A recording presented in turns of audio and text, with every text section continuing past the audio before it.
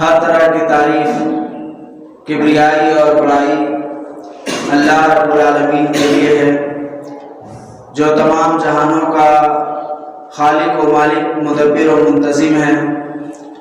اور درود و سلام ہو آئے ہوئے تمام انبیاء کرام پر، خصوصیت کے ساتھ آخری نبی محمد عربی صلی اللہ علیہ وسلم پر، جو تمام جہانوں کے لیے رحمت، ہدایت اور بشیر و نذیر بنا کر بھیجے گئے۔ محترم سامعین، آج جس موضوع کے تحت میں آپ لوگوں کے سامنے کچھ باتیں رکھنا چاہتا ہوں، وہ ہے آج ہم مسلمانوں کی حالات حاضرہ اور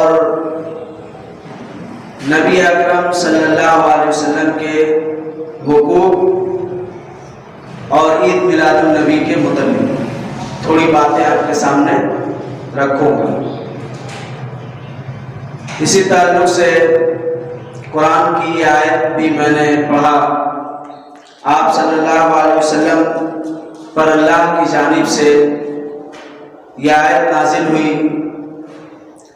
کہ نبی اکرم صلی اللہ علیہ وسلم آپ اپنی امت کو بتا دیں کہ اگر تم اللہ سے محبت کرنا چاہتے ہو تو میری اتباع کرو۔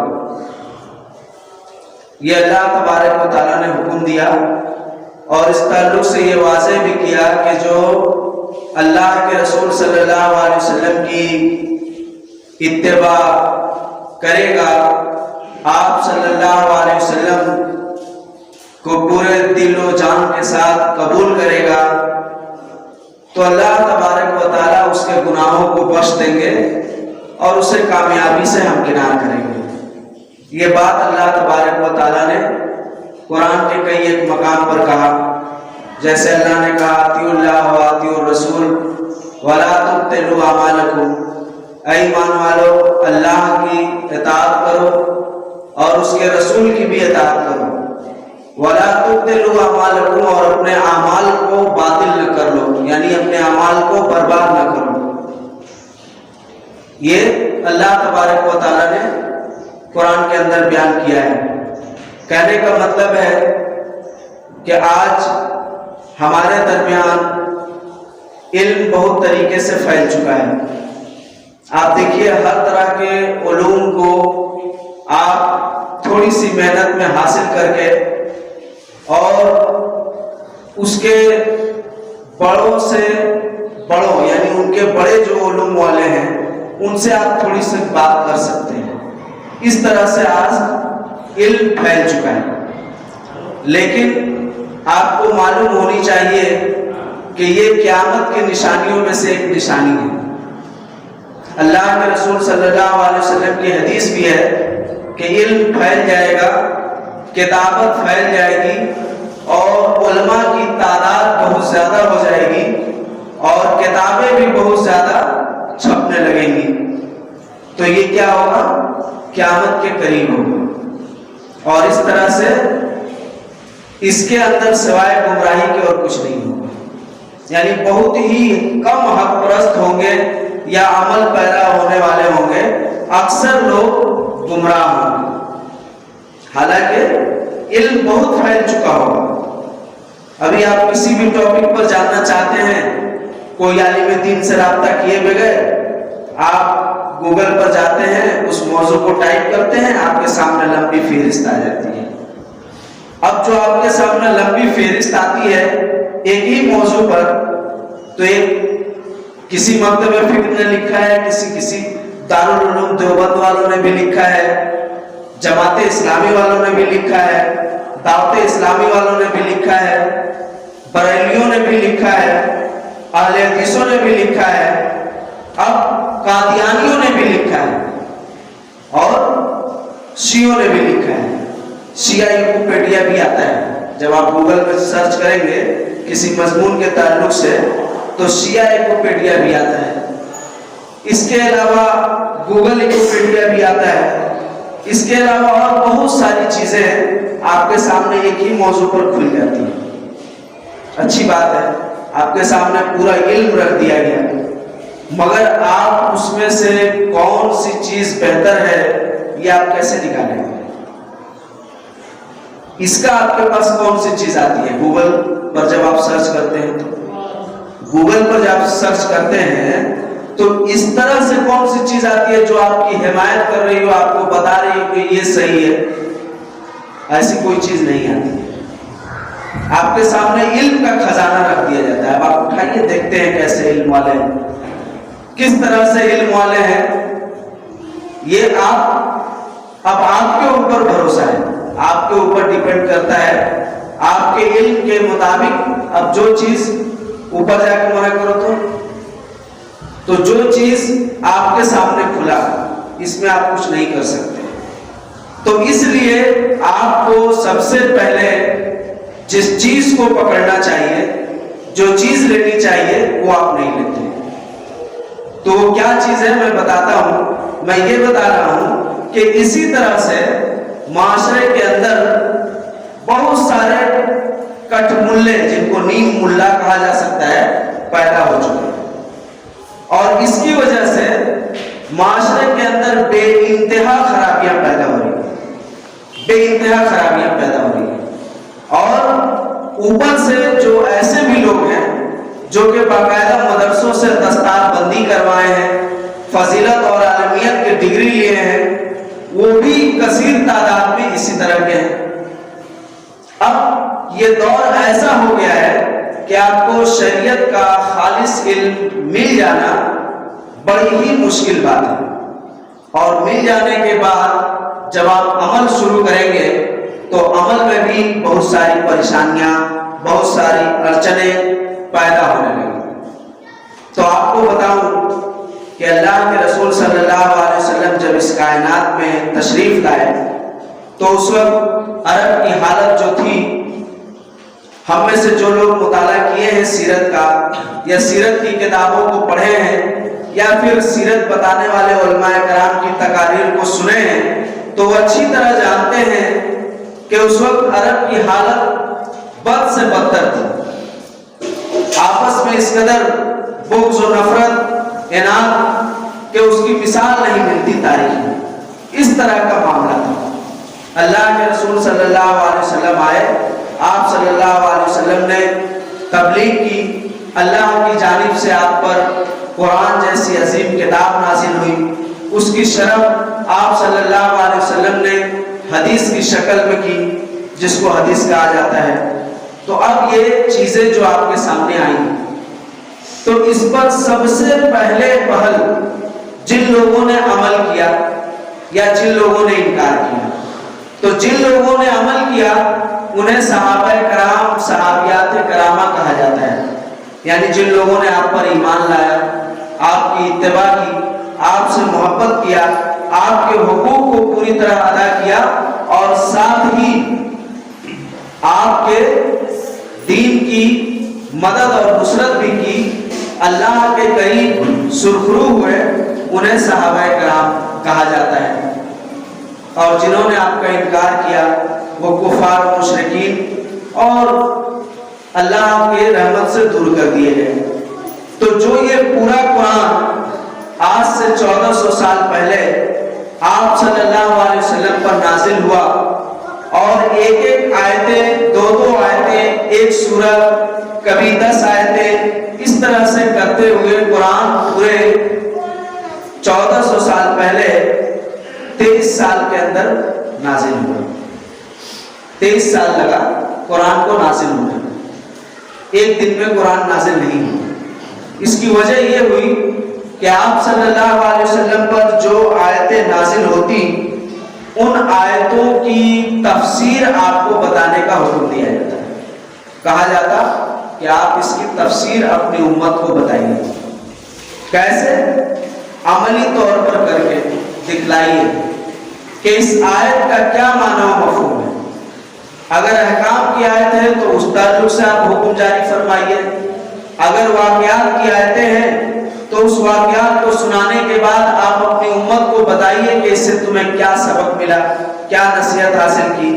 اگر کوئی عملی آیت نازل ہو رہی ہے تو اس عمل کو کر کے دکھائیے، عمل میں اگر نہیں کی آیت ہے تو اس کو منع کریے، اس کو نہیں کرنے کے طریقے بتائیے۔ یہ تفسیر آپ صلی اللہ علیہ وسلم کو بتایا گیا کہ کیجئے۔ یہ تفسیر جو آپ نے کی یہ ہمارے پاس حدیث کی شکل میں موجود ہے۔ دیکھیے یہ حدیث کی بہت ساری کتابیں ہیں، اس کے علاوہ بھی حدیث کی کتابیں ہیں۔ تو یہ صحابہ کرام سب سے پہلے اس کے اسٹوڈنٹ ہوئے، یعنی اس کے طالب علم ہوئے، جو آپ صلی اللہ علیہ وسلم بتا رہے تھے، سکھلا رہے تھے۔ تو آپ صلی اللہ علیہ وسلم نے ہمیں بتلایا، صحابہ کرام کے ذریعے ہمیں معلوم ہوا، صحابہ کرام کے بعد صحابہ کرام نے جن کو تعلیم دی، ان کے شاگرد، ان کے ذریعے ہم تک آج پہنچا کہ ہمیں کیا کرنا چاہیے، کیا نہیں کرنا چاہیے۔ قرآن کی تفسیر، قرآن کی فلاں آیت کی تفسیر کیا ہے، قرآن کے فلاں آیت کا معنی و مفہوم کیا ہے، قرآن اگر یہ بات کہہ رہا ہے تو کس معنی میں کہہ رہا ہے، یہ ساری باتیں آپ صلی اللہ علیہ وسلم نے صحابہ کرام پر واضح کیا، اور صحابہ کرام نے ہم تک پہنچایا اپنے شاگردوں کے ذریعے، وہ اپنے شاگردوں کے ذریعے۔ اس طرح سے ہمارے پاس حدیث کی شکل میں، آثار کی شکل میں، صحابہ کرام کی سیرت کی شکل میں ہمارے پاس موجود ہے۔ تو ہمیں ان کتابوں کو پڑھنا ہے، انٹرنیٹ کو نہیں پڑھنا ہے، گوگل کو نہیں پڑھنا ہے، یوٹیوب کو نہیں پڑھنا ہے۔ یہ الگ بات ہے کہ یوٹیوب کے ذریعے بہت سارے فوائد ہیں، گوگل پیج کے ذریعے بہت سارے فائدے ہیں، مگر یہ ان لوگوں کے لیے ہے جو متبحر ہے، جو کسی فن میں ماہر ہے۔ جو نوزائیدہ بچہ ہے اس کو کیا پتا ہے کہ کون سی چیز کیا ہے؟ آپ جانتے ہیں کہ کچھ دنوں پہلے گیمنگ میں بھی اس طرح ہوا تھا، بلو وہیل یا بلو اسٹار نام سے گیم بھی نکلا تھا، بہت سارے بچے اس کو استعمال کیے اور سوسائڈ کر لے رہے تھے۔ تو ظاہر ہے گیم ہے، بچوں کے کھیلنے کا، کوئی بھی ایپ ڈاؤن لوڈ کر لیجیے تو گیم ہی ہے، ایپ ہی ہے، لیکن اس کے کیا مضر اثرات تھے یہ آہستہ آہستہ جب جاری اور ساری ہونے لگا تو لوگ اس پر چلانے لگے۔ تو اسی طرح سے آج کے صحیح علم کا حصول یہ ذرائع نہیں ہے، یہ ذرائع ان لوگوں کے لیے ہے جو تحقیق اور ریسرچ کرنا چاہتے ہیں، ان کے لیے جو ابھی کچھ جان ہی نہیں رہے ہیں علی بیتے سے، وہ گوگل کھول کے بیٹھ جا رہے ہیں، گوگل سے فتوا دینے لگ رہے ہیں۔ تو ہم نے تو ابھی بتایا کہ آپ کو کیا وہاں ملا، کیا مل سکتا ہے، کچھ نہیں ملتا ہے، وہ پورا ایک سمندر کی طرح ہے، تو اس میں بہت کچھ مل سکتا ہے، مگر جیسے کہ ہم لوگ بہت سارے جڑی بوٹیوں کو لاتے ہیں نا، تو گل مرچ کے اندر یا مودی کھانے میں بھی ہوتا ہے، چاول کے اندر چھوٹا چھوٹا کنکڑ ملا دیا جاتا ہے، تو گل مرچ کے اندر پپیتے کا بیا ملا دیا جاتا ہے، تو وہی سمجھے گا نا جو اصلی حکیم ہوگا، اور جو اصلی حکیم نہیں ہوگا جانتا ہوگا کہ چڑی کو لے آئیے کوٹ کے بنا دیجیے، ہو گیا، تو لے آئے گا کوٹ کے بنا دے گا، ہو جائے گا کہ نہیں؟ لیکن ایسا نہیں ہوگا، نقصان کر جائے گا۔ اسی طرح سے دال چینی کے نام پر تج قلمی دے دیا جاتا ہے، دونوں دیکھنے میں ایک طرح ہے، سب کچھ ایک طرح تھا، آپ پہچانیے گا کیسے؟ سراجید کے نام پر پتھر دے دیا جاتا ہے، تو یہ کیا ہوتا ہے؟ اس کے نام پر دے دیا جاتا ہے، اب آپ پہچانیے۔ تو یہی بات ہے جوہری کا، اگر جوہری کے پاس آپ سونا اور پیتل لے جائیں گے تو پتہ چل جائے گا کہ وہ جوہری کتنا ماہر ہے۔ جب آپ اس کو دونوں دکھلائیں گے تو سونا کو سونا ڈیزائن کر دے گا، اب پیتل کو پیتل بتا دے گا، مگر اس کے پاس علم نہیں ہوگا تو جانے گا کہ سونا تو پیلا ہی نہ ہوتا ہے، یہ بھی پیلا ہے، یہ بھی پیلا ہے، دونوں سونا ہے، یہ بھی پیلا ہے، یہ بھی پیلا ہے، دونوں سونا ہے۔ تو یہی چیز وہاں بھی ملتا ہے، تو یہ اصل علم کا حصول کا ذریعہ نہیں ہے۔ اسی کے ساتھ یہ چیز بھی ہمارے نزدیک ہے کہ آپ صلی اللہ علیہ وسلم کا یہ فرمان بھی موجود ہے کہ اس طرح سے علم کثرت سے پھیل جائے گا اور گمراہ لوگ اکثر گمراہ ہو جائیں گے، علماء کرام اکثر فاسق ہوں گے۔ آج فاسق علماء کرام کی زیادہ تر تعداد موجود ہے، جو دین کے نام پر لوگوں کو غلط باتیں بتا رہے ہیں، گمراہ کن عقائد سکھلا رہے ہیں اور خود بھی عمل نہیں کر رہے ہیں۔ बहुत सारे लोग मेरे पास आते हैं, दवा वगैरह लेते हैं, मैं उनको कहता हूँ कि आप नशा छोड़ दीजिए, तो कहते हैं नशा, मौलाना साहब भी तो खाते हैं, फलाने मौलाना है ना, उनको हम जर्दा पान लेते हुए देखे हैं, उनको हम सिगरेट पीते हुए देखे हैं। तो शरीयत का मतलब यही है कि जो आलिम दीन करे वही शरीयत हो जाए, शरीयत वो नहीं है।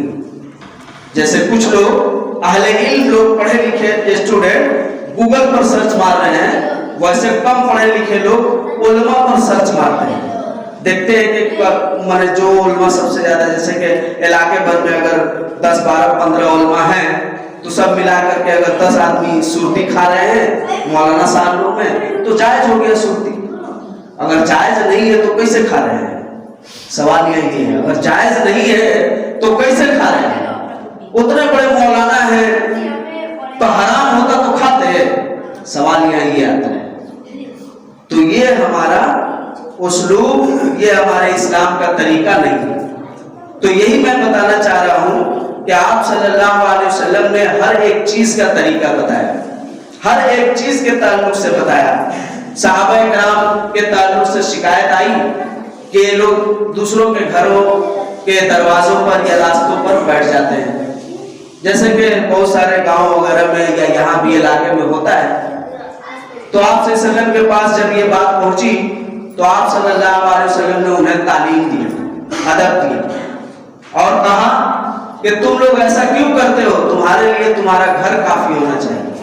सहाबा किराम ने कहा अल्लाह के रसूल ऐसे ऐसे मसाइल हैं, इसीलिए हम लोग थोड़े से टहलने के लिए निकल जाते हैं। तो आप सल्लल्लाहु अलैहि वसल्लम ने कहा कि जब तुम्हारी ये मजबूरियां हैं तो जब तुम निकला करो तो रास्ते का हक अदा करो। वाह, सुभान अल्लाह। अल्लाह के रसूल सल्लल्लाहु अलैहि वसल्लम उम्मत के पहले मुसलमानों को, जिनको रज़ी अल्लाह ताला अन्हु कहा जाता है, सहाबा किराम, उनको ये आप तालीम दे रहे हैं कि रास्ते का हक अदा करो। और यही वो रसूल है जो अपना ही हक भूल गए, है कि नहीं? तो ऐसा नहीं है, ये बिदअती उलमा कहते हैं, ये बिदअती उलमा। जो रसूल अल्लाह की जानिब से उम्मत को तालीम देने आए, उन्होंने क्या किया? रास्ते का हक बताया। सहाबा किराम को कहा कि जब तुम रास्ते पर बैठो तो निगाहें नीची करके रखो, किसी के घरों में न झांको और जरूरत के तहत बैठो, जरूरत पूरा होने पर जल्द से जल्द उठ जाया करो। ये और इसी तरह तुमसे कोई रास्ता पूछे तो उसे सही रास्ता बताया करो। बहुत सारे लोग परेशान करने के लिए लोगों को गलत रास्ते बता देते हैं। तो ये सब रास्ते के हुकूक हैं। जानवरों के हुकूक पे आप सल्लल्लाहु अलैहि वसल्लम ने सहाबा किराम, एक सहाबी रसूल कुछ परिंदे के बच्चों को पकड़ के लाए, पूछा कहां से लाए हो? कहा फलाना जगह से। बस ऐसे शौक किया, आपने कहा उसे उसके मां के पास रखाओ। जानवरों का हुकूक बहुत लंबी तफसील है। गैर मुस्लिमों के हुकूक कि अगर आप गैर मुस्लिमों के साथ रह रहे हैं, माशरे में आप भी हैं, आपके गैर मुस्लिम भाई भी हैं, तो आप दोनों एक दूसरे के साथ कैसे रहेंगे? अभी देखिए त्रिपुरा का, बांग्लादेश का, इस तरह से थोड़ी होता है। यहाँ हमारी भी गलती है और मरकजी हुकूमत की भी गलती है। हम मुसलमान भी गलत हैं यहाँ और गैर मुस्लिम भाई भी हमारे गलत हैं। और चाहिए हुकूमत को सख्त से सख्त सजा देना और इस ताल्लुक से पूरी तरह से छानबीन करना। लेकिन इसकी वजह क्या है कि हमें खैर उम्मत का लक़ब दिया गया, हमें बताया गया कि तुम बेहतरीन उम्मत हो, लोगों की इस्लाह के लिए निकाली गई हो, अल्लाह पर ईमान रखते हो और लोगों को बुरे कामों से रोकते हो, अच्छे कामों की तरफ ले जाते हो। हम वो मुसलमान आज हैं? नहीं है। आज हमारे में ही 10 फिरके हैं और हर एक दूसरे के गर्दन काटने को तैयार है। यही वो खैर उम्मत है? ये वो खैर उम्मत नहीं है। तो ये जो हालात पैदा हो रहे हैं, तो इसी तरह से मुख्तलिफ चीजों के बारे में हमें पेशनगोइयां कर दी गई, बता दिया गया। अल्लाह के रसूल सल्लल्लाहु अलैहि वसल्लम ने बता दिया है कि जब तुम अपने आप को अच्छा मुसलमान बना लोगे, यानी अल्लाह के नजदीक बुरा और दुनिया में अच्छा मुसलमान जिसको कहते हैं बना लोगे, تو اللہ تبارک و تعالیٰ تمہارے اوپر تمہارے دشمنوں کو چھوڑ دے گا، وہ تمہیں قتل کریں گے، تمہاری نسل کشی کریں گے۔ اور اللہ نے بھی قرآن میں کہا کہ جب تم دین سے مرتد ہو جاؤ گے، دین کو کھیل تماشا بنا لو گے، اپنے مرضی اور ہوس کا دین بنا لو گے، تو اللہ تبارک و تعالیٰ سے تم دور ہو جاؤ گے، اور اللہ تبارک و تعالیٰ تمہاری جگہ دوسری قوم کو لے آئے گا جو صحیح اسلام پر چلیں گے، کافروں کے لیے سخت ہوں گے، مسلمانوں کے لیے نرم ہوں گے، اور تم جیسوں کو ختم کریں گے۔ یہ مت سمجھے کہ ہم مسلمانوں کے لیے نرم ہوں گے، نہیں، آپ اس وقت مسلمان ہی نہیں ہوں گے، آپ مرتد ہو چکے ہوں گے۔ تو کیا یہ وہ دور نہیں آ گیا ہے؟ آپ صلی اللہ علیہ وسلم نے اپنے حقوق بتائے۔ دیکھیے کتاب و سنت کے اندر آپ صلی اللہ علیہ وسلم کے کئی حقوق کا ذکر ہے۔ مثلا آپ صلی اللہ علیہ وسلم کا پہلا حق جو آپ نے اپنے تعلق سے بتایا امت کو، جہاں آپ نے بیوی کے حقوق بتائے، شوہر کے حقوق بتائے، ماں باپ کے حقوق بتائے، قوم و ملت کا حقوق بتایا، جانوروں کا حقوق بتایا، غیر مسلموں کا حقوق بتایا، پڑوسیوں کا حقوق بتایا، بھائی اور بہن کا حقوق بتایا، ماں بیٹے اور بیٹی کا حقوق بتایا۔ وہیں آپ صلی اللہ علیہ وسلم نے اپنے تعلق سے امت کو بھی بتایا کہ میرا حق کیا ہے امت پر، یعنی امت میرے ساتھ کیسے معاملات کرے۔ تو اس حق پر سب سے پہلے چلنے والے اور اس حق کو سب سے پہلے ادا کرنے والے کون لوگ ہیں؟ کون لوگ ہیں؟ کون لوگ ہیں؟ صحابہ کرام ہیں۔ انہوں نے آپ صلی اللہ علیہ وسلم سے آپ کا حق جانا اور اس حق کو ادا کرنے کا آپ ہی سے طریقہ بھی سیکھا۔ ان سے بڑا حق والے ہم لوگ نہیں ہو سکتے کہ ادا کر دیں اور کوئی گناہ کا کام نہ ہو۔ تو آپ صلی اللہ علیہ وسلم کا پہلا حق امت پر یہی بنتا ہے کہ آپ پر ہم لوگ ایمان لائیں، آپ پر ایمان لائیں، آپ کی اتباع کریں، آپ سے محبت کریں، آپ کا دفاع کریں اور آپ کے دین کی نصرت اور مدد کریں، آپ کا ادب کریں اور آپ پر درود بھیجیں، آپ کے دوستوں سے دوستی اور آپ کے دشمنوں سے دشمنی رکھیں، اور آپ کے اہل بیت اور صحابہ کرام سے محبت کریں اور آپ سے وفا کریں، بے وفائی اور غداری نہیں کریں، آپ سے جفا نہ کریں۔ یہ کیا ہے؟ 10 حقوق ہیں جو امت پر واجب ہے کہ یہ نبی کے حقوق کو ادا کرے۔ تو آپ کو ہم بتائیں، آپ صلی اللہ علیہ وسلم نے جو اپنے حقوق کو بتایا، اس میں پہلا حق ہے آپ صلی اللہ علیہ وسلم پر ایمان لانا۔ اللہ تبارک و تعالیٰ کہتا ہے وَمَا أَرْسَلْنَاكَ إِلَّا كَافَةً لِلنَّاسِ بَشِيرًا وَنَذِيرًا وَلَكِنَّ أَكْثَرَ النَّاسِ لَا يَعْلَمُونَ۔ اے نبی اکرم صلی اللہ علیہ وسلم، ہم نے آپ کو دنیا کے تمام لوگوں کے لیے رسول بنا کر بھیجا ہے۔ وَمَا أَرْسَلْنَاكَ إِلَّا كَافَةً لِلنَّاسِ، اور ہم نے آپ کو رسول نہیں بنایا مگر دنیا کے تمام لوگوں کے لیے، بلا تفریق مذہب و ملت۔ سب کے رسول کون ہیں؟ سب کے رسول ہمارے نبی محمد عربی صلی اللہ علیہ وسلم ہے، مگر اللہ یہی دوسری بات کہہ رہا ہے وَلَكِنْ أَكْثَرَ النَّاسِ لَا يَعْلَمُونَ، لیکن اکثر لوگوں کو یہ بات پتہ نہیں ہے، کیونکہ آقا ہمارے ہیں نا، نبی ہمارے ہیں، فلانے ہمارے ہیں، قرآن مجید ہمارا ہے، اسلام ہمارا ہے، ہم اس طرح پیش کرتے ہیں، عملی طور پر بھی، تحریری طور پر بھی اور ہر اعتبار سے۔ تو ظاہر ہے کہ جو دیگر لوگ ہیں جنہوں نے اسلام قبول نہیں کیا ہے، وہ یہی سوچیں گے کہ اسلام ان کا ہے، حالانکہ یہ دنیا کے تمام لوگوں کا دین ہے اور تمام لوگوں کو کہا جا رہا ہے کہ وہ آپ کی اتباع کریں۔ جن لوگوں نے آپ کی اتباع کی الحمدللہ وہ اللہ کی رحمت میں ہے، مگر جن لوگوں نے آپ کی اتباع نہیں کی یا کر کے مکر گئے، ان دونوں کے لیے کیا ہے؟ دنیا میں بھی سخت سزا ہے اور آخرت میں بھی سخت سزا ہے۔ اسی طرح سے اللہ کے رسول صلی اللہ علیہ وسلم پر ایمان لانے کے تعلق سے آپ نے خود فرمایا کہ قسم ہے اس ذات کی جس کے قبضے میں میری جان ہے، کہ جو کوئی یہودی مجوسی میرے بارے میں، یہودی اور نصرانی میرے بارے میں جان لے اور اس تک میرے تعلق سے بات پہنچ جائے، اور اگر وہ مجھے اور میری تعلیمات کو انکار کر دے تو کیا ہے، وہ کافر اور جہنمی ہو کر رہے گا۔ تو یہ غور کرنے والی بات ہے۔ اسی طرح سے آپ کے دوسرے حقوق کے تعلق سے یہ ہے کہ ہم آپ کی اتباع کریں۔ اللہ تبارک و تعالیٰ کہتا ہے وَمَا آتَاكُمُ الرَّسُولُ فَخُذُوهُ وَمَا نَهَاكُمْ عَنْهُ فَانْتَهُوا، رسول جو تمہیں دے اسے لے لو اور جس سے روک دے اس سے رک جاؤ، اور یاد رکھو، جان لو کہ اللہ تبارک و تعالیٰ سخت سزا دینے والا ہے۔ تو یہ بات اللہ تبارک و تعالیٰ آپ کے دوسرے حق کے تعلق سے فرما رہا ہے کہ رسول جو تمہیں دے اسے لے لو۔ ابھی آپ سے جب پوچھا جاتا ہے تو آپ کیا کہتے ہیں، 450 علماء نے میلاد پر کتابیں لکھی، تو 450 علماء کیا نبی ہیں؟ جب نبی نہیں ہیں تو انہوں نے جو دے دیا وہ شریعت بن گئی، انہوں نے جو دیا وہ شریعت نہیں بنی۔ اس آیت کی تفسیر میں صحابہ کرام کہتے ہیں کہ یہ آپ کی احادیث مبارکہ ہے جو آپ نے حکم کے طور پر ہمیں دیا ہے۔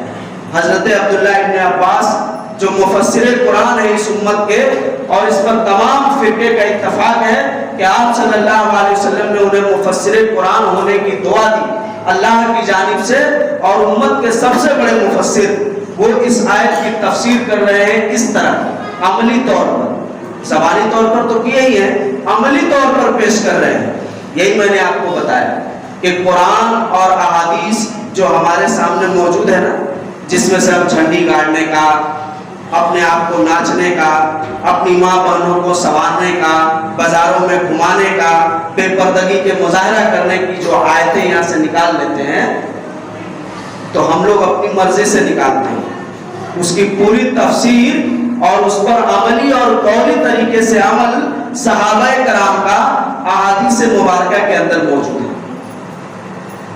ایک عورت آتی ہے حضرت عبداللہ ابن عباس رضی اللہ عنہما کے پاس اور کہتی ہے کہ آپ نے کیسے یہ بات کہہ دیا کہ یہ بات قرآن میں موجود ہے کہ گدنا گدوانے والی اور گودنے والی پر لعنت، ٹیٹو جس کو آج گودنا نہیں کہتے، گودنا کہیں گے کیا ہے، تو ہماری پرانی ماں بہنیں یہ تو ہندوؤں والا کام ہے، تو اس لیے اس کو اب کیا کہتے ہیں بتائیے، اس کا ایک نیو ورژن ہے، اس کا نام چینج کیا گیا ہے، کیا کہتے ہیں اس کو نہیں معلوم ہے، ٹیٹو۔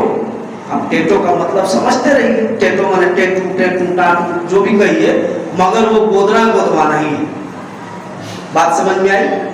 تو حضرت عبداللہ ابن عباس رضی اللہ عنہما کہہ رہے ہیں کہ یہ کام کرنے والے اور کروانے والے دونوں پر لعنت۔ تو وہ عورت کہتی ہے کہ تم نے کیسے کہا کہ یہ اللہ کی کتاب میں ہے؟ کہاں اللہ کی کتاب میں؟ ہم نے تو قرآن کو A to Z پڑھا ہے، اس میں کہاں ہے؟ تو حضرت عبداللہ ابن مسعود عباس کہتے ہیں کہ کیا تم نے قرآن میں یہ نہیں پڑھا وَمَا آتَاكُمُ الرَّسُولُ فَخُذُوهُ وَمَا نَهَاكُمْ عَنْهُ فَانْتَهُوا۔ تو اس نے کہا کہ ہاں یہ آیت تو میں نے پڑھی ہے، تو کہا یہی تو ہے کہ اللہ کے رسول جو تمہیں دے اسے لے لو اور جس سے تمہیں روک دے اس سے رک جاؤ۔ یعنی آپ کا فرمان، اللہ کیا کہہ رہا ہے کہ آپ کی اتباع کرنا ہے، آپ کے اتباع میں آپ کے احکام شامل ہیں، آپ کی باتیں شامل ہیں، آپ جن چیزوں کے تعلق سے حکم کر رہے ہیں کرنا ہے، اور جن چیزوں سے آپ منع کر رہے ہیں رک جانا ہے۔ اب یہ آج کے بدعتی پوچھتے ہیں، کوکب نورانی اور بہت بڑے بڑے بدعتی علماء جو بدعت کے پورے زخار کو لیے بیٹھے ہیں، کیا پوچھتے ہیں کہاں لکھا ہے کہ میلاد منانا منع ہے؟ یہی وہ آیت ہے جس سے میلاد منانا منع ہے۔ آپ نے کہا کہ میرا میلاد مناؤ؟ نہیں کہا نا۔ وَمَا آتَاكُمُ الرَّسُولُ فَخُذُوهُ، اور اللہ کے رسول اس آیت کی تفسیر میں کیا کہہ رہے ہیں؟ کہہ رہے ہیں اللہ سے قریب ہونے کے جتنے طریقے تھے میں نے تمہیں بتا دیا ہے، یعنی جو مجھ کو دینا تھا میں نے تمہیں دے دیا ہے، اور اللہ سے دور ہونے کے جتنے راستے تھے میں نے تمہیں بتا دیا ہے، یعنی جن کاموں سے مجھے روکنا تھا رسالت کی حیثیت سے میں نے تمہیں روک دیا ہے۔ اب اے بدعتیوں، तुम ये निकाल कर हमें दिखाओ कि उसमें मिलाद कहाँ मनाना है। यही तो हम पूछते हैं, तुमको तो कहाँ मनाना मना है लिखा है, तो यही वो आयत है जिसमें लिखा है कि मिलाद मनाना हराम है, शिर्क है, कुफ्र है, तौहीन रिसालत है और आपकी इत्तिबा से मुंह मोड़ना है। आइए आप सल्लल्लाहु अलैहि वसल्लम का तीसरा हक क्या है? आपसे मोहब्बत किया जाए। आपसे मोहब्बत कैसे की जाए? सहाबा कराम से सीखिए। सहाबा कराम आपसे मोहब्बत करते थे। अल्लाह तबारक व तआला कहा कि नबी कह दीजिए, कुल इन काना आबाउकुम व अबनाउकुम व इख्वानुकुम व अज़वाजुकुम व अशीरतुकुम व अमवालुन इक्तरफ्तमुहा व तिजारतुन तखशौनहा व मसाकिन तर्ज़ौनहा अहब्बा इलैकुम मिनल्लाहि व रसूलिही व जिहादिन फी सबीलिही फतरब्बसू हत्ता याति अल्लाहु बिअमरिही। ऐ नबी अकरम सल्लल्लाहु अलैहि वसल्लम, आप कह दीजिए इनसे कि अगर तुम्हारे बेटे बेटियां, बीवियां, माँ, भाई, बाप, बहन, रिश्तेदार, खानदान, तुम्हारा तिजारत, कारोबार, तुम्हारे घर, जिस प्रॉपर्टी में तुम हिस्सेदार बनने वाले हो, ये सारी चीजें अगर तुम्हें अल्लाह और उसके रसूल से मोहब्बत करने से रोक रही हैं, तो फिर उसी में खुश रहो। अल्लाह तबारक व तआला अनकरीब फैसला कर देगा तुम्हारे नामाए अमाल। तो ये अल्लाह तबारक व तआला एक तरह से आपसे खुलूस के साथ मोहब्बत करने का हुक्म दे रहा है। हजरत उमर रजी अल्लाह तआला अन्हु, रिवायत में है कि आपने पूछा, या इस तरह भी है कि उन्होंने खुद कहा कि अल्लाह के रसूल, मैं दुनिया की तमाम चीजों से ज्यादा आपसे मोहब्बत करता हूं, मगर अपनी जान से ज्यादा नहीं। अल्लाह के रसूल सल्लल्लाहु अलैहि वसल्लम ने उन्हें कहा कि उमर, तुम अभी कामिल मोमिन नहीं हुए। कामिल मोमिन उस वक्त होगे जब तुम अपनी जान से भी ज्यादा मुझसे मोहब्बत करो। अब अल्लाह के रसूल ने अगर नहीं कहा कि मेरा मिलाद मनाओ, तो हम मिलाद मना के आपसे मोहब्बत का इजहार कर रहे हैं या अपने नफ्स को तस्कीन दे रहे हैं? क्या कर रहे हैं? क्या कर रहे हैं, हमें बताइए। तो ये है असल कामिल मोमिन होना, आपसे मोहब्बत करना। अल्लाह के रसूल सल्लल्लाहु अलैहि वसल्लम एक ये भी बयान फरमा रहे हैं, ला युमिनु अहदुकुम हत्ता अकूना अहब्बा इलैहि मिन वलदिही व वालिदिही व अन्नासि अजमईन। वो शख्स ईमान के उस दर्जे को नहीं पहुंच सकता, यानी कामिल मोमिन नहीं हो सकता, जब तक कि वो अपने बेटे, अपने बाप और दुनिया के तमाम लोगों से ज्यादा, यहां तक कि अपने नफ्स से भी ज्यादा मुझसे मोहब्बत न करता। तो इससे क्या मतलब है? इसका यही मतलब है कि अरे हम जानते हैं कि मिलाद सही नहीं, लेकिन मनाएंगे, दिखाएंगे। अरे किसको दिखाइएगा? अपने बाप को किसको दिखाएंगे? और यही दिखाना आज आपको पूरे आलमी पैमाने पर नजर आ रहा है, जिसका हल आप लोगों के पास नहीं है। यहां आप लोग क्या करें? हुकूमत करें। आग लगाइएगा, हुकूमत आएगी बुझाने। आग लगाइएगा और हुकूमत आएगी बुझाने। यही आप मुसलमानों को तालीम दिया गया है। यही आपके आका आए, झूमो तो झूमो, नाचो, गाओ, यही तो सिखलाया गया। आपके आका ने यही सिखलाया ना। सरवरे कायनात ने, रहमतुल लिल आलमीन ने आपको यही सिखलाया कि जब हम आ जाए तो खूब नाचो, गाओ, झूमो। देखिए ना, सोशल मीडिया पर तकरीर कर रहे हैं और गमला फूल गिराया जा रहा है। आप नबी के मोहब्बत में हैं, फूल से खिलाया जा रहा है उनको, तो इसलिए वो मोहब्बत में। तो ये आपको नहीं हुक्म हुआ, आपको हुक्म हुआ खैर उम्मत बनने का, बेहतरीन उम्मत का। नाचना, झूमना, गाना ये औरतों का काम है, मर्दों का काम नहीं है। अल्लाह के रसूल कहते हैं कि अल्लाह ने मुझे इसलिए भेजा कि मैं तमाम मज़ामीर को और गिरा को, यानी बांसुरियों को, ढोल को, गाने वाले आलाते मौसीकी को तोड़कर खत्म कर दूं, और आप उन्हीं के नाक को जो है डीजे में बजा रहे हैं। फलाना डीजे और खूब अच्छा लग रहा है, रात भर, दिन भर, 24 घंटा। ये तुम मुसलमान हो, तुम पर अल्लाह की लानत पड़ने वाली है और पड़ चुकी है। तुम इसी तरह हलाक को बर्बाद कर दिए जाओगे। ये मैं नहीं कहता, अल्लाह के रसूल ने खुद कहा है कि मेरी उम्मत के जो हिस्से खराब होंगे, अल्लाह तबारक व و تعالیٰ تھوڑا تھوڑا کر کے ان کو مٹاتا جائے گا۔ اب وہاں پر ہم یہ دیکھ رہے ہیں مسجد چل رہا ہے، قرآن کو پھاڑ دیا گیا ہے، یہ سب ہونے والا ہے۔ اس کو اللہ نے خود سورہ حج کے اندر کہا ہے کہ تم جب ہمارے گھر کو ویران کر دو گے تو یہ میرے گھر کی ویرانی تمہارے لیے مصیبت بنے گی۔ کس طرح؟ تمہارے دشمن تم پر حملہ آور ہوں گے، تمہارے یعنی میرے گھر کو توڑیں گے جو تمہارے لیے فتنہ اور فساد کا باعث بنے گا، اور یہ ایک طرح کا میرا عذاب ہوگا۔ تم کیا ہوگا؟ میرا عذاب ہوگا۔ یہ میں نہیں کہتا، اللہ نے سورہ حج کے اندر کہا ہے، آپ لوگ کھول کے دیکھ سکتے ہیں۔ اور بھی سورتوں کے اندر اللہ نے اس بات کو واضح کر دیا ہے۔ آپ کیا سوچتے ہیں اللہ کی رحمت میں NRC نہیں ہوا تو اب کس طرح ہو رہا ہے؟ کس طرح ہو رہا ہے دیکھ لیجیے، وہ اللہ کا عذاب ہی ہے، اللہ کا عذاب ہے۔ جب سارے لوگ دعا میں لگ گئے تھے اس بات کو سن کر، تو اللہ تبارک و تعالیٰ نے کچھ دیر کے لیے ایک عالمی وبا کو نازل کر کے معاملے کو ٹھنڈا کر دیا، لیکن پھر جب آپ کے بدن میں چربی آ گئی، گرمی آ گئی، تو پھر اللہ نے اپنا کام شروع کر دیا۔ یہ تو اللہ کا کہا ہے کہ جب تم توبہ کر لو گے تو قوم یونس کو اللہ نے بچا لیا۔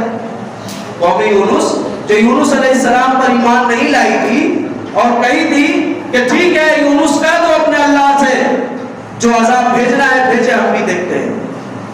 تو حضرت یونس علیہ السلام تو کہہ دیے اور بتا دیے کہ تم پر فلاں وقت عذاب اللہ کا نازل ہوگا، اور اپنی سمندر کی طرف بھاگ چلے۔ تو ان لوگوں نے جب محسوس کر لیا تو جا کر گڑ گڑائے، روئے، تو اللہ نے عذاب کو ڈال دیا۔ مگر وہاں یہ نصیحت بھی ہمیں دی گئی کہ انہوں نے ناٹک نہیں کیا، آپ تو اللہ کو دھوکہ دے رہے ہیں۔ اللہ کہہ رہے ہیں کہ ہم کو دھوکہ کیا دیں گے، یہ اپنے نفس کو دھوکہ دے رہے ہیں، یہ اپنے آپ کو دھوکہ دے رہے ہیں۔ تو آپ صلی اللہ علیہ وسلم کی محبت میں آپ کی سیرت کو بیان کرنا ہے، نہ کہ آپ کی پیدائش پر ناچنا، جھومنا، دھڑاننا، یہ نہیں ہے۔ اللہ کے رسول صلی اللہ علیہ وسلم کہتے ہیں کہ اللہ نے دو آواز کو ملعون قرار دیا ہے، یعنی دو آواز ایسی ہے کہ اس کے بلند ہونے پر اللہ تعالیٰ لعنت بھیجتا ہے۔ اور اللہ کی لعنت کے بارے میں حدیث میں موجود ہے کہ اللہ اگر لعنت کر دے تو اس شخص پر اس کے 7 پشت تک اللہ کی لعنت جاتی ہے، یعنی غلطی آپ کیے اور بھگتے آپ کا 7 خاندان، یہ اللہ کی لعنت۔ اسی لیے اللہ کی لعنت سے ہر معاملے میں بچ کر رہنا چاہیے۔ علماء کرام نے اس پر کتابیں بھی لکھی ہیں کہ لعنتی گناہ کون کون سے ہیں۔ آج ہمارے معاشرے میں بے حساب لعنتی گناہ ہیں، گناہ کبیرہ ہیں، سبھی کوئی کر رہا ہے، اس میں آپ کسی کو نہیں کر سکتے کہ اہل حدیث پاک ہیں، دیوبندی ہیں، بریلوی نہیں، سبھی مسلمان کی یہ حالت ہے۔ تو غور کیجئے وہ دو آواز کون سی ہے؟ کسی خوشی پر چیخنا، چلانا اور خوشی کا اظہار کرنا۔ کوئی خوشی آپ کو ملی ہے، اس پر آپ خوب چیخ رہے ہیں، چلا رہے ہیں، جیسے ہمارے یہاں ہوتا ہے کہ بیٹے کی پیدائش پر تھالی بجاتے ہیں، یہ کیا ہے؟ لعنتی کام ہے۔ اور دوسرا، کسی کی میت یا کسی کے یہاں میت ہو جانے پر اس کا چیخنا، رونا، اپنے کپڑے کو کھانا۔ تو آپ کیا کہتے ہیں؟ ارے نبی کائنات کے سرکار آئے ہیں، ان کے پیدائش پر ہم خوشی نہیں منائیں گے۔ تو منائیے اور لعنتی ہوئی، اس میں ہمارا کیا ہے؟ اس میں ہمارا کچھ نہیں جاتا ہے۔ جو نقصان ہے آپ کا ہے، آپ کیجئے، مگر آپ جو پوچھ رہے ہیں کہاں منع ہے، تو یہی منع ہے، آپ جان لیجیے، اللہ کے رسول نے نہیں کہا ہے۔ تو اسی طرح سے آئیے اور آپ کو بتا دیں، آپ صلی اللہ علیہ وسلم کے چوتھے حقوق کا مسئلہ ہے کہ آپ کا دفاع کرنا۔ اللہ تبارک و تعالیٰ نے قرآن کے اندر کہا کہ ایمان والو اپنے نبی پر ایمان لے آؤ، اس کی عزت کرو، اس کی مدد کرو اور اس نور کی اتباع کرو جو اس کے ساتھ اتارا گیا ہے، اس نبی کے ساتھ جو نور اتارا گیا ہے۔ یا تو نور والا آیا ہے، نور لے کر آیا ہے، لبیک یا رسول اللہ۔ اپنے باپ کو کبھی لبیک کہے ہو؟ لبیک زندہ کے لیے استعمال کیا جاتا ہے، مردہ کے لیے نہیں۔ عربی گرامر سیکھو، عربی پڑھو، عربی زبان سے کہاں تمہیں محبت ہے؟ جب تمہارا باپ بلائے، تمہاری ماں بلائے، تب کہو لبیک۔ اللہ کے رسول کو لبیک صحابہ کہہ سکتے تھے، ان کے درمیان وہ زندہ تھے، تمہارے درمیان زندہ نہیں ہے۔ ابھی تم صرف اور صرف حج کے میدان میں کہتے ہو لبیک اللہم لبیک، کیونکہ اللہ ہمیشہ ہمیں زندہ رہنے والا ہے۔ عربی گرامر کے اعتبار سے لبیک زندہ کے لیے استعمال ہوتا ہے، اور تم کہتے ہو کیا کہتے ہو؟ تو آؤ میں بتا دوں، آپ کا دفاع کرنا اور آپ پر جو اللہ نے قرآن نازل کیا ہے اس پر کیا کرنا، اس پر عمل کرنا، یہ آپ کا چوتھا حق ہے۔ ہم میں سے کتنے لوگ اس حق کو ادا کرتے ہیں؟ ہم میں سے اکثر لوگ قرآن نہیں پڑھتے، صرف مردے کے بخشوانے کے لیے رکھتے ہیں، اور جب کوئی مر جاتا ہے تو قرآن پڑھ دیتے ہیں الٹی سیدھی بغیر تجوید کے، آہا حل لجینا۔ تو حل لجینا کیا ہے وہی جانتے ہیں، اس کا عربی میں کیا ترجمہ ہوگا۔ تو اس طرح سے پڑھنے والے معاشرے میں موجود ہیں، جن سے اگر پوچھ لیا جائے کہ قرآن کے 114 سورتوں کو بلا ترتیب یا ترتیب کے ساتھ بتاؤ تو نہیں بتا سکتے۔ یہ مسلمان ہیں، قرآن پڑھنے والے، اللہ کے رسول کے ماننے والے، ان سے محبت کرنے والے۔ محبت کرنے کا مطلب خالی ناچنا ہی ہوتا ہے اور گانا ہی ہوتا ہے، اسی سے محبت پوری ہو جاتی ہے۔ تو ٹھیک ہے، ہم کہتے ہیں نا کہ اپنی ماں سے محبت کرتے ہیں، اپنے باپ سے محبت کرتے ہیں، اپنے بیٹوں سے محبت کرتے ہیں، اپنی بیویوں سے محبت کرتے ہیں، تو سب کو بیٹھا دیجئے گا، خوب ناچیے گا، گائیے گا، ان سے محبت کا حق ادا ہو جائے گا۔ محبت کا یہی معنی ہے نا، تو یہی معنی رہے۔ اپنے گھر والوں کے لیے بھی تھوڑا اپلائی کر کے دیکھیے گا، اتنے جوتے اور چپل پڑیں گے کہ پہچان میں نہیں آئیے گا فلانا نصرالدین ہے، سمجھ گئے نا؟ تو یہ محبت کا معنی نہیں ہوتا ہے۔ محبت میں حق کا ادا کرنا ہوتا ہے، محبت میں حق کا ادا کرنا ہوتا ہے۔ اگر آپ کو اپنی بیوی سے محبت ہے تو اس کا حق ادا کیجئے، اگر آپ کو اپنے باپ سے محبت ہے تو اس کا حق ادا کیجئے، تب محبت پورا ہوتا ہے۔ نبی سے محبت کرتے ہو، حق کا پتہ ہی نہیں، بڑے آئے ہو محبوب نبی بننے والے، اوپر سے آپ صلی اللہ علیہ وسلم کے ذات گرامی کے متعلق عشق کا لفظ استعمال کرتے ہو۔ اپنی ماں کے لیے کبھی کر کے دیکھو، کہو میں اپنی امی کا عاشق ہوں، میں اپنے باپ کا عاشق ہوں، میں اپنی بیٹی کا عاشق ہوں، کہو؟ نہیں کرتے ہو، نبی کے عاشق ہو جاتے ہو۔ نبی کے عاشق، یہ کیسی نبوت اور کیسی محبت ہے تمہاری؟ نبی کے عاشق ہو گئے، آپ کی بیٹی کے عاشق نہیں ہو۔ عشق کا کیا پہلو ہے تمہیں معلوم ہے؟ نہیں معلوم ہے تو جان لو، اور جاؤ ان ملاؤں سے پوچھو اگر یہ عربی جانتے ہیں تو۔ عشق کا مطلب ہوتا ہے کسی کو شہوت کی نگاہ سے دیکھنا اور اس سے اپنی حاجت پوری کرنا، اس کے لیے عربی میں لفظ عشق استعمال ہوتا ہے۔ اسی لیے یہ لفظ بیوی کے لیے کچھ دیر میں استعمال کیا جا سکتا ہے، لیکن اس کے علاوہ کسی کے ساتھ نہیں استعمال ہو سکتا۔ اور اللہ تبارک و تعالیٰ نے تو یہاں تک کیا کہ زلیخا نے یوسف کو اسی نگاہ سے دیکھا، مگر اللہ نے اس کو بھی لفظ عشق سے تعبیر نہیں کیا ہے، ادب کے تقاضے۔ کیا کہا ہے؟ سورہ یوسف کھول کے دیکھو، کہا اللہ قد شرفها حبا، زلیخا کے دل میں یوسف کی محبت گھر کر گئی، پیچیدہ ہو گئی، یہ لفظ استعمال کیا ہے۔ اب غور کرو کہ تم کیسے نبی کے لیے عشق کا لفظ استعمال کرتے ہو۔ لفظ عشق عربی ہے اور لفظ محبت بھی عربی ہے۔ اللہ نے قرآن میں اپنے نبی کے لیے اور تمام لوگوں کے لیے لفظ محبت استعمال کرنے کا حکم دیا ہے، لفظ عشق نہیں، اور تم نبی کے لیے کرنے لگے، تو یہ آپ کے ادب، آپ کے دفاع کے خلاف ہے۔ آپ کا ہے کہ آپ کی ادب کی جائے اور آپ کے دین کی مدد کی جائے۔ آپ کے ادب میں کیا آتا ہے؟ اللہ کہہ رہا ہے کہ توقروا، اپنے نبی کی ادب کرو، لا ترفعوا اصواتکم فوق صوت النبی، اپنے نبی کا ادب بھی کرو اور اس کے آواز کے آگے اپنی آواز کو بلند نہ کرو۔ جب یہ آیت کریمہ نازل ہوئی تو آپ ہم نہیں، صحابہ کرام میں سے 2-3 صحابہ کرام مجلس میں آنا چھوڑ دیے۔ کیوں؟ کیونکہ اس آیت میں، سورہ حجرات کی آیت ہے، اللہ کہہ رہا ہے کہ اگر تم انجانے میں ایسا کر بیٹھو اور تمہارے اعمال برباد کر دیے جائیں، تو مجلس میں آنا چھوڑ دیا۔ اللہ کے رسول نے پوچھا تو پتا چلا کہ ان کی آواز، کسی کا ہوتا ہے نا کہ تھوڑی بھی بات کرتا ہے تو تیز آواز ہو جاتی ہے، اور کوئی ایک دم آہستہ بھی بولے تو کچھ نہیں سمجھ میں آتا ہے، یا تیز بھی بولے تو نہیں سمجھ میں آتا ہے، ایسے انسانوں میں ہوتا ہے فطری طور پر۔ تو ان کی آواز میں اسی طرح تھی۔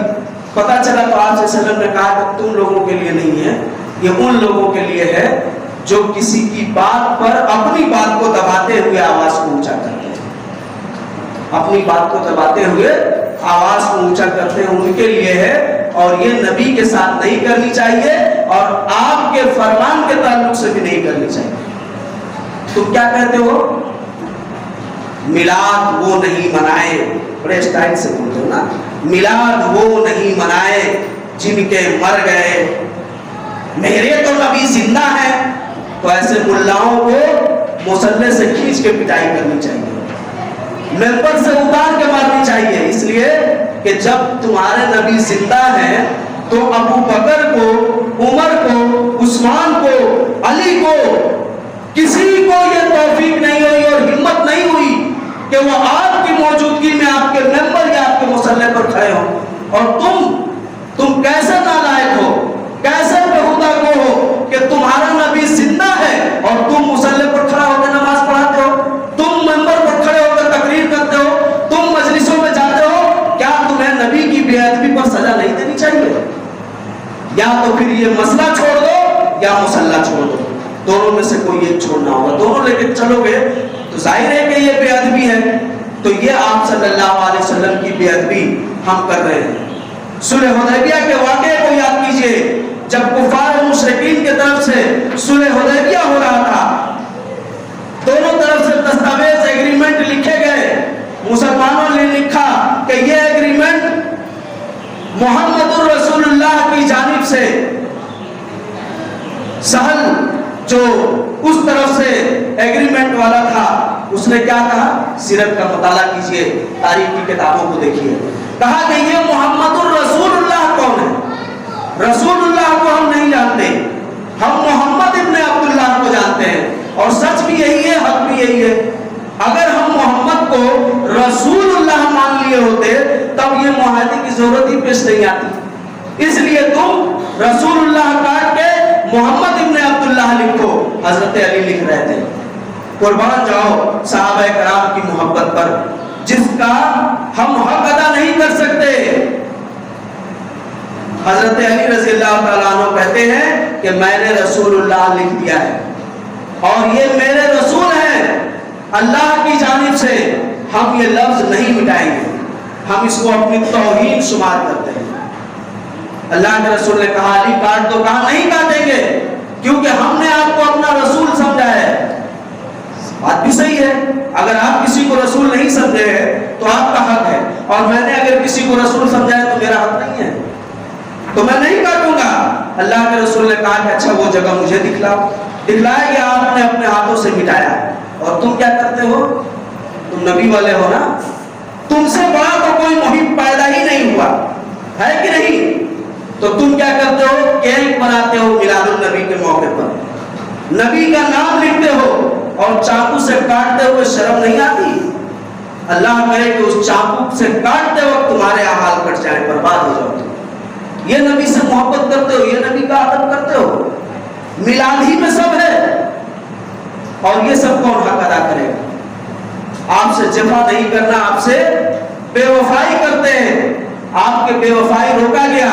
आप सल्लल्लाहु अलैहि वसल्लम ने कहा कि मेरे कब्र को ईदगाह न बनाना, इसलिए कि अल्लाह ने उस कौम पर लानत की है जिसने अपने अंबिया के कब्रों को सजदागाह या मेले ठेले की जगह बना लिया।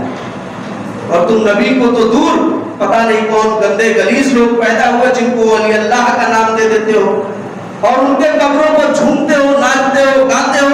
तुम्हें शर्म भी आती है कि जब सारे कायनात के आका के कब्र पर ये काम करना लानत का बाइस हो सकता है, तो आपसे मुअज़्ज़ज़ और कौन सी हस्ती आ गई जिसके कब्र पर जाकर ये सब अखाड़े नचाते हो, नाचते हो, करते हो? ये नबी से मोहब्बत करते हो? नबी का हक अदा करते हो?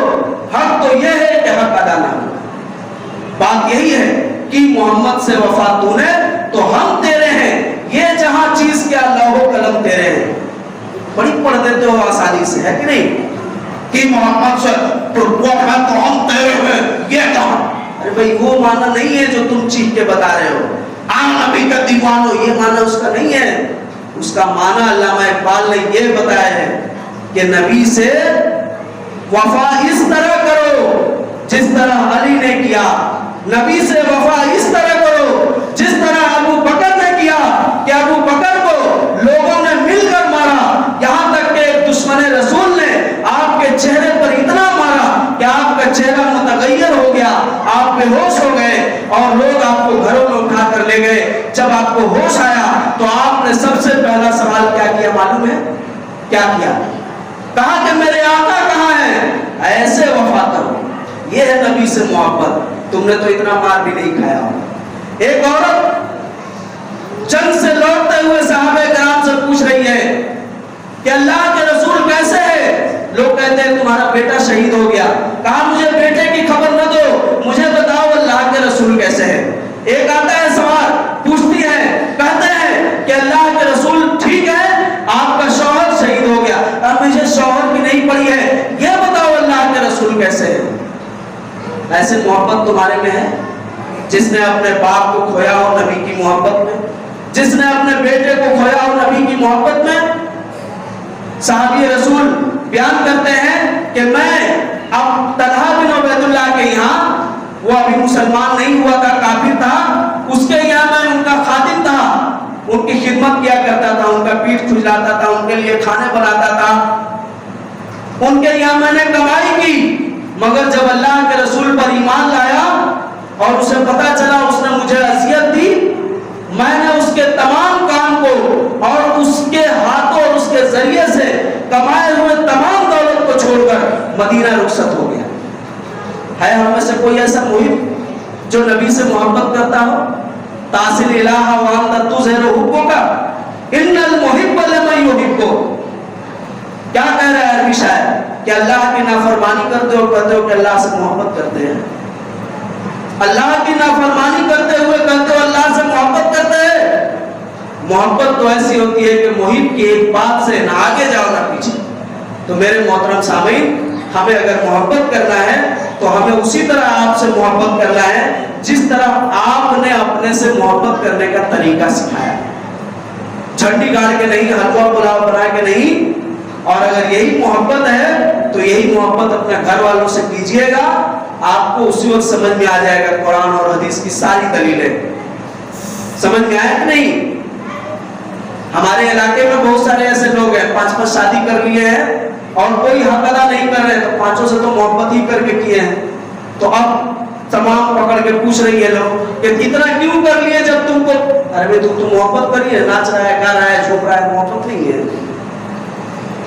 तो ये मोहब्बत नहीं होता है। अल्लाह से दुआ है कि अल्लाह हम सबको सही मोहब्बत करने की आप सल्लल्लाहु अलैहि वसल्लम से तौफीक अता फरमाए और इन बिदाती मुल्लाओं के चंगुल में न फंसकर किताब और सुन्नत की तरफ आने की तौफीक अता फरमाए और सही इल्म दीन को हासिल करने के लिए किताब और सुन्नत की तरफ राग़िब होने की तौफीक अता फरमा। इंटरनेट, गूगल, मोबाइल से बचा और अल्लाह हमारे नेक अमाल को हमारे लिए ज़रिया निजात बना और हमारे दुश्मनान को हमसे महफूज कर दे, यानी हमको उनसे महफूज करके और हमें पनाह दे ताकि हम तेरे दीन को कायम और बाकी रख सकें।